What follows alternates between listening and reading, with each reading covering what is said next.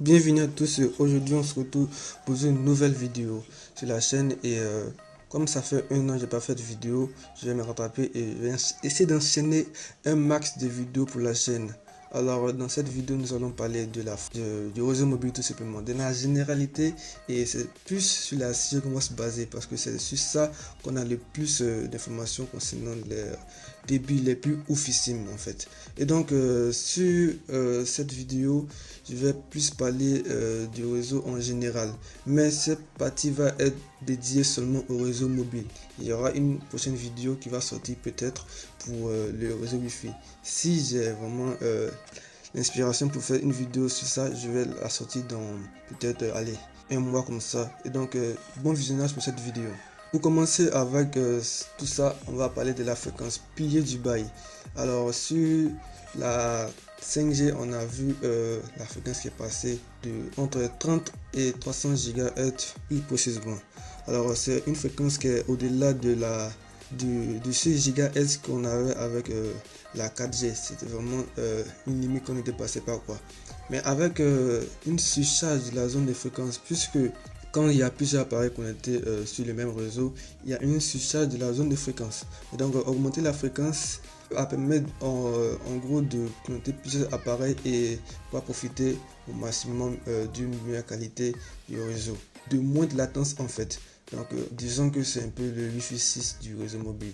Alors aussi on a vu le Massive MIMO qui est une technique qui utilisait, de ce que j'ai compris, des petites antennes qui permettaient de renforcer le signal tout en réduisant les interférences, de ce que j'ai compris. Après si c'est pas ça, je vais vous mettre tout à l'écran. Alors on va rentrer maintenant dans le vif du sujet avec la 6G. Il est encore trop tôt pour parler de la 6G. Ce sont les paroles de Eric Ekuden, chef de l'office technologique d'Ericsson.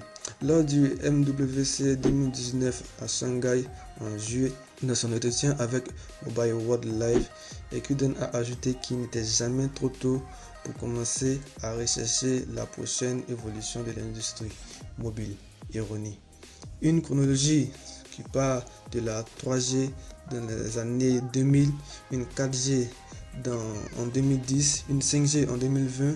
Donc normalement on prévoit une 6G pour 2030. Voilà, peut-être 2031, 2032, vous me direz ce que vous voulez.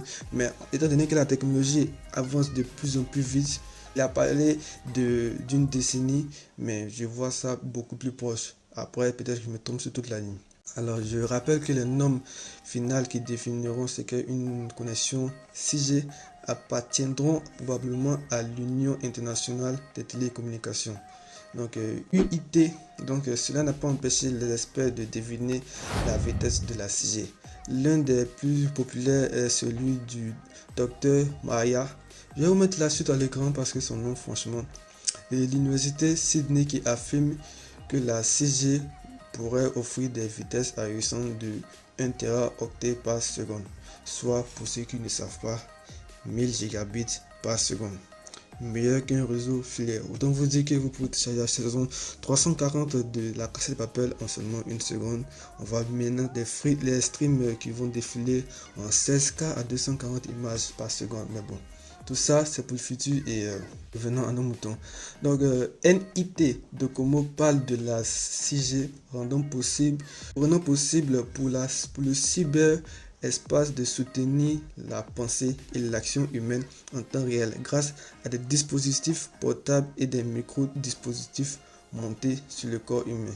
Le rapport indique que le domaine de la science-fiction devient un fait scientifique, affirmant que des vitesses supérieures à 100 gigabits par seconde pourraient rendre possible des interfaces sensorielles qui ressemblent à la vie réelle, potentiellement grâce à des lunettes intelligentes ou des lentilles de contact. Il continue en parlant de donner la priorité à une faible consommation d'énergie pour la recharge en direct et à une couverture qui pourrait être étendue à travers la mer et même dans l'espace. On retient de tout ça que, en vrai, la 6G, avec tout ce qu'on a pu voir comme fiction aujourd'hui, franchement, c'était vraiment prévu pour les années 2050 et 2060. Peut-être que c'est pas vraiment le cas et toutes ces technologies arrivent dans beaucoup moins longtemps que ce dont à quoi on pourrait s'attendre. Donc, on tient de tout ça qu'il y aura forcément des points positifs comme des points négatifs. Des points négatifs comme la diminution de la main-d'œuvre, des points positifs comme l'accélération du travail et tout ça. Ça a été toujours le cas depuis la nuit des temps. Donc, on va voir comment la situation évolue. Pour le moment, c'est difficile de se poser sur la question de ce qu'on pourrait avoir dans le futur en termes de connexion, puisque notre santé est également en jeu. Je vous rappelle que les fréquences, quand on atteint un certain seuil que je vais vous mettre à l'écran, ça devient nocif au niveau sanitaire. Donc, j'espère que cette vidéo vous aura plu. C'était une vidéo assez courte, mais pour détailler un peu les choses sur la 6G et le réseau mobile de manière générale.